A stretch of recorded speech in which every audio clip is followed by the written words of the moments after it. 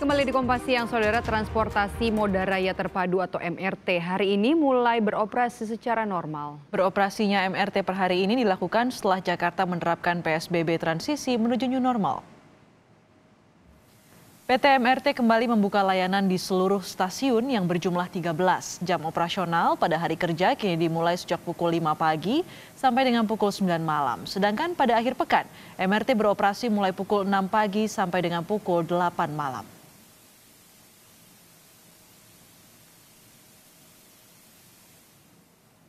Bagaimana pantauan hari pertama kembalinya MRT beroperasi secara normal? Kita tanyakan kepada jurnalis Kompas TV Diana Valencia di stasiun MRT Bundaran Hotel Indonesia. Diana, apakah jumlah penumpang MRT pada hari pertama ini sudah kembali ramai? Menurut pantauan kami di lapangan sedari pagi hingga saat ini belum ada lonjakan penumpang, yang berarti di hari pertama beroperasinya PT MRT Jakarta begitu. Hal ini terlihat dari tidak adanya antrean penumpang yang terjadi ataupun terpantau tim kami itu di jam-jam sibuk. Situasinya terlihat sepi dan cukup lengang karena tadi sekitar pukul 7 sampai dengan pukul 9 yang biasanya pada saat kondisi normal itu dipadati oleh penumpang yang ingin masuk ataupun keluar area stasiun, kini terlihat sepi dan lengang. Hal ini sebenarnya mungkin dikarenakan masyarakat yang bekerja ini belum beraktivitas secara normal, secara utuh begitu. Karena kalau kita bersandar ataupun mengacu pada pernyataan dari Gubernur DKI Jakarta Anies Baswedan menyebutkan perkantoran baru akan dibuka ataupun beraktivitas di masa PSBB transisi ini pada tanggal 8 Juni mendatang. Nah, PT MRT Jakarta sendiri sedari hari ini hingga tanggal 7 Juni mendatang akan menjadikan 3 hari belakangan ini, 3 hari ke depan menjadi bahan uji coba ataupun dasar evaluasi penerapan skenario protokol kesehatan yang memang sedari masa PSBB sudah diberlakukan begitu. Oleh karena tentunya untuk bisa menyambut nantinya pada tanggal 8 Juni beroperasinya kembali perkantoran, sehingga untuk bisa mengetahui apakah protokol kesehatan yang selama ini sudah diterapkan sudah cukup mampu mengurai kepadatan terutama di jam-jam sibuk. Kembali ke Anda, Astrid. Diana, kalau berbicara soal protokol kesehatan, apa yang jadi perbedaan antara PSBB sebelumnya dengan PSBB masa transisi sekarang di stasiun-stasiun MRT? Karena kita tahu kita sedang masa transisi menuju new normal, apakah semakin ketat atau seperti apa?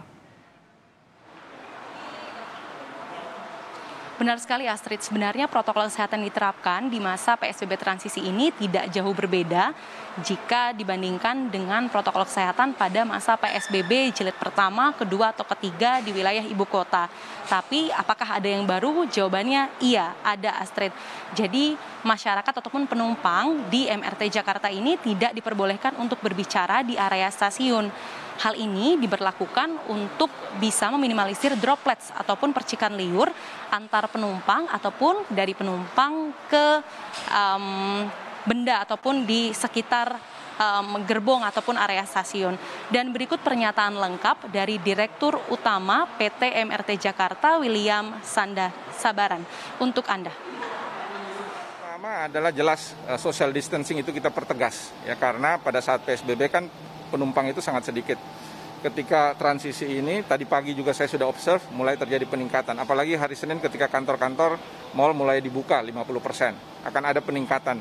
Oleh sebab itu yang kita lakukan adalah akan mempertegas protokol jaga jarak penumpang. Itu kalau Anda lihat sekarang sudah mulai lebih banyak lagi yang kita terapkan.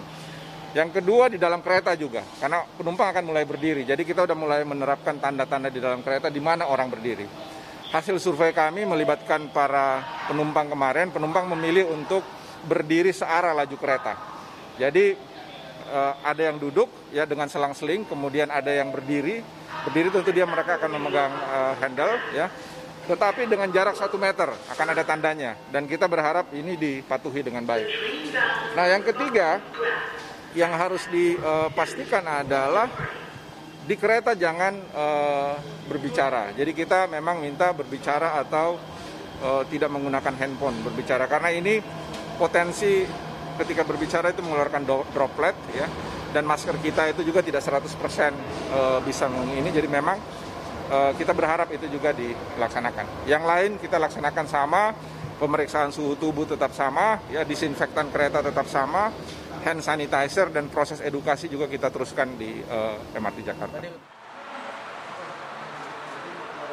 Ya saudara, saya koreksi kembali pernyataan yang tadi Anda dengarkan adalah Direktur Utama PT MRT Jakarta William Sabandar. Dan berdasarkan pernyataan dari William Sabandar di Rut PT MRT Jakarta memang sudah ada sejumlah antisipasi dan juga protokol kesehatan yang ditegaskan di masa PSBB transisi ini. Dan selain adanya ketegasan protokol kesehatan, PT MRT Jakarta juga meminta kerjasama dari perkantoran yang letaknya di sekitar jalur MRT itu untuk menerapkan flexible hours ketika menerapkan masuk ataupun jam pulang dari karyawan sehingga keramaian ataupun kepadatan bisa terurai dan tidak terpusat di jam-jam tertentu saja. Kembali ke Anda, Astrid. Ya Diana, yang juga penting adalah jarak keberangkatan antar kereta untuk mencegah adanya penumpukan penumpang di stasiun. Sejauh ini pantauan Anda berapa lama jarak keberangkatan kereta di MRT di sana? Ya Astrid, sebelum berbicara soal headway ataupun jarak antar kereta, saya ingin menegaskan kembali bahwa jam operasional PT MRT Jakarta itu kembali seperti biasa ataupun normal, yakni di akhir pekan itu dari pukul 6 pagi sampai dengan pukul 8 malam. Kemudian kalau untuk di hari biasa itu sedari pukul 5 pagi sampai dengan 9 malam. Kalau untuk headway di hari biasa itu sekitar 10 menit per keretanya. Kemudian kalau untuk di akhir pekan bisa sampai 20 menit. Lalu dari tanggal 5 sampai dengan tanggal 7 ini keberangkatan antar kereta ini hanya memakai 7 gerbong saja.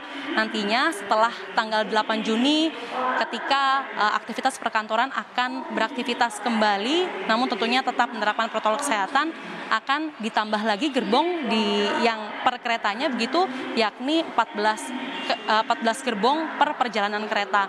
Dan 14 ini nantinya akan diberlakukan hanya di jam-jam sibuk saja, yakni dari pukul 7 pagi sampai dengan 9 pagi, kemudian berlanjut lagi di pukul 6 sore sampai di pukul 5 sore maksud kami sampai dengan 7 malam. Kurang lebih seperti itu, Astrid.